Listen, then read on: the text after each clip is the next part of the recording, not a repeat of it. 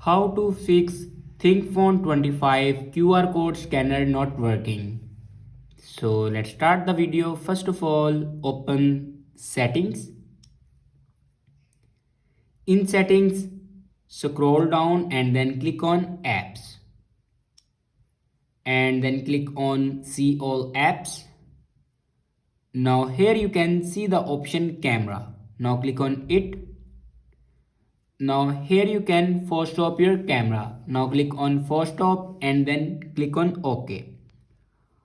After force stop your camera, then click on storage and cache. Now here you can clear your cache memory. After clear your cache memory, then go back to your home screen and swipe down to your control center. And here you can turn on or off your QR code scanner.